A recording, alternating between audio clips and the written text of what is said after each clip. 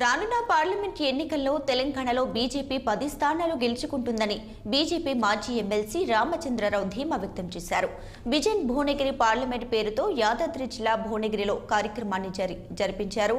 నరేంద్ర మోడీ నాయకత్వంలో ప్రజలు సురక్షితంగా ఉన్నారని రామచంద్రరావు తెలియజేశారు. ఇక దేశ ప్రజలకు కమలం పార్టీ పట్ల విశ్వాసం ఉందన్నారు.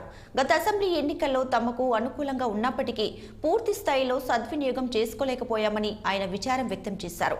అలాంటి తప్పిదం మరోసారి జరగకుండా పార్టీ నాయకులతో ఈ సమావేశాన్ని నిర్వహించి చర్చించామని రామచంద్రరావు పేర్కొన్నారు.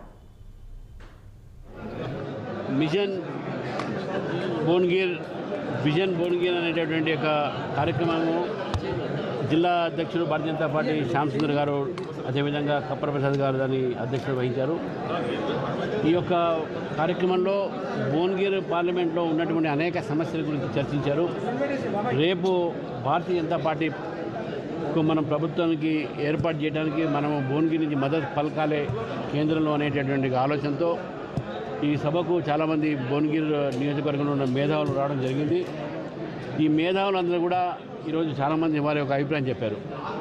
నిజంగా ఈరోజు భారతదేశము నరేంద్ర మోదీ గారి యొక్క నేతృత్వంలో సురక్షితంగా అదేవిధంగా అభివృద్ధి కార్యక్రమం బాటలో నడుస్తున్న విషయాన్ని మనం అందరూ కూడా గుర్తించడం జరిగింది.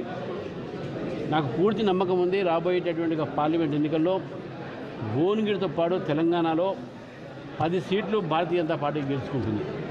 ఈరోజు భారతదేశంలో ఉన్నటువంటి అభివృద్ధి కార్యక్రమాలు కానీ, ప్రపంచంలో భారతదేశము ఆర్థిక రంగంలో 5వ స్థానంలో ఉండటం కానీ, లేకుంటే ఈ దేశంలో మార్పులు రహదారులు కానీ, ఇంకా ఇక్కడ పారిశ్రామిక ఒక కేంద్రాలు కానీ, అదేవిధంగా రైతులకు సంబంధించినటువంటి ఒక వారికి ఏవైతే నూతనంగా అయినటువంటి ఒక మార్కెట్ సపోర్ట్స్ పెంచడంలో కానీ, రైతు కేంద్రాలు కానీ, ఇవన్నీ కూడా ఏదైతే నరేంద్ర మోదీ గారి ప్రభుత్వం ఏర్పాటు చేసిందో దానివల్ల రైతులు, అదేవిధంగా విద్యావంతులు, విద్యార్థులు, ఈ యొక్క దేశంలో ప్రజలు స్వచ్ఛ భారత్ ఇవన్నీ కూడా డెవలప్మెంట్లో వారు చూశారు.